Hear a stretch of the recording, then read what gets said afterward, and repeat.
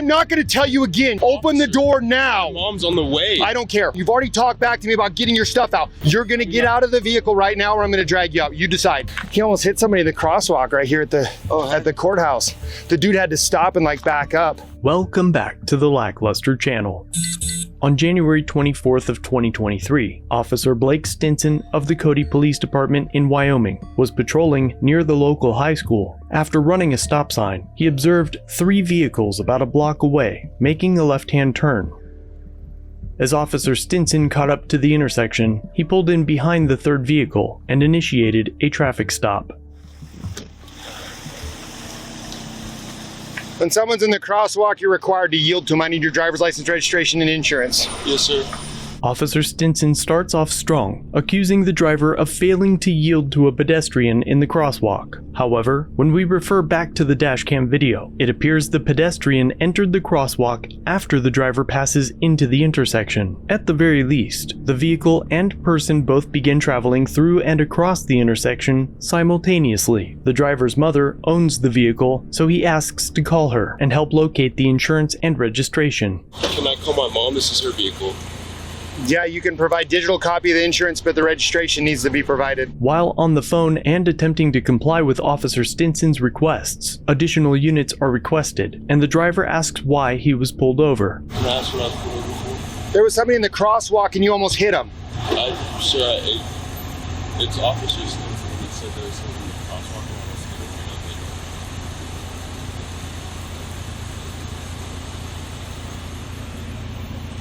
You want to talk to him?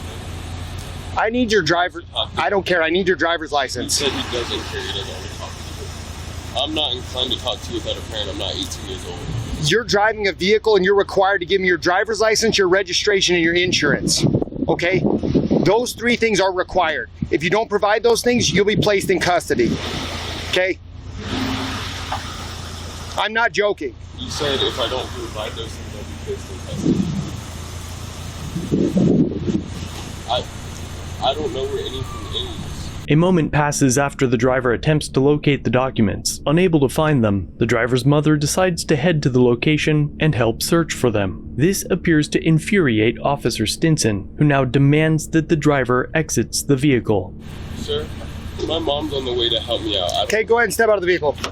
Step out of the vehicle. Sir. I can smell marijuana in the vehicle. Get out. There's no marijuana. I'm not going to tell you again. You're going to get out of the vehicle or I'm going to drag you out. Whether the officer thinks he smells something or not, based on the Supreme Court case of Pennsylvania v. Mims, an officer can require the driver of a vehicle to step out during a lawful traffic stop. Being that this is likely the driver's first experience with being pulled over, he is likely unaware of the many cases that determine his lawful duties during a traffic stop. But Officer Stinson offers no reprieve and further escalates the situation without attempting to walk the otherwise compliant driver through the formalities of the situation. Open the door. Open the door now. My mom's on the way. I don't care. Open the door Can I now. get my mom down here? Nope. You gotta step out. I'm not 18 years old. It doesn't matter. I saw a violation. I stopped you for it, and you've already talked back to me about getting your stuff out. Get out of the I'm vehicle. trying to figure out what's going on. Get out of the vehicle. That's what's going on. I know I'm allowed to have a parent or No, you're not.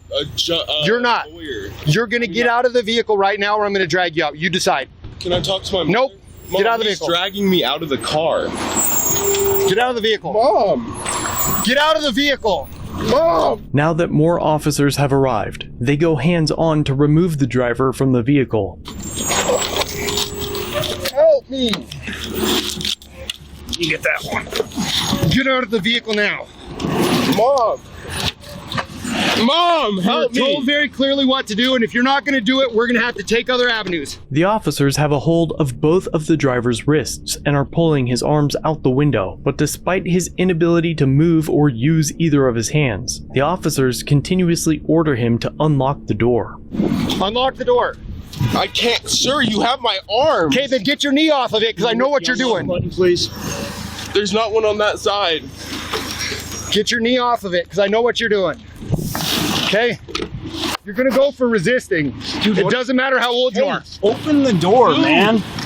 Seriously, is this worth it? My mom's on the way. I don't care. I told you to open the door. It doesn't matter. 18. Open the door. It doesn't matter how old you are. That has nothing to do with this. Passenger, unlock the door. There's can't. not Already one told over her. there. We go. Hold on.